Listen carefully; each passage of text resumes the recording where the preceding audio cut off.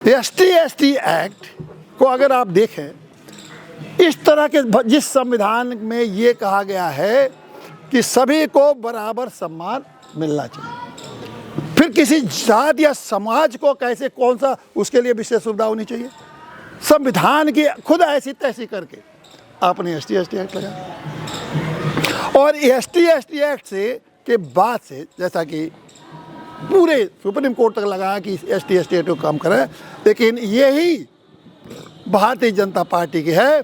2 बार supreme court ने कहा कि ये ST एक्ट का दुरुपयोग हो रहा है, इसका सर्वेक्षण कराओ, ये गलत कानून है, ये समाज को बांट रहा है, समाज को अपमानित कर रहा है, लोगों में आक्रोश और गुस्सा पैदा हो रहा है। लेकिन नहीं, भारतीय जनता पार्टी ने उसको और मजबूत कर दिया कि इन लोगों की किसी की जमानत भी न होने पावे।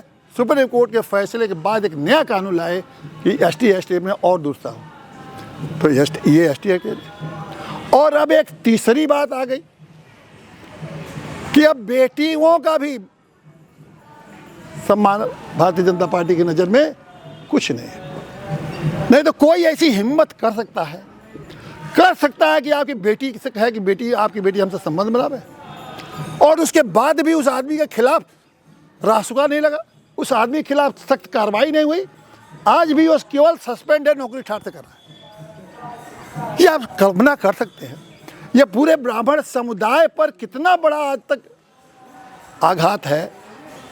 हमारे कभी कोई पूर्वज हमारा कोई बर्दाश्त कर सकता था कि इस तरह के, अगर कोई कह दे कि अपने बेटी से कहो संबंध में, शादी की बात छोड़िए, शादी की बात तो 1 मिनट के लिए गले में उतर भी जाएगी, लेकिन कोई ये कहे कि नहीं आप हमसे संबंध बनाओ, तुम लोग ब्राह्मण हो, तब हम तुम्हारे आरक्षण खत्म करेंगे, तो ये बर्दाश्त की बात है।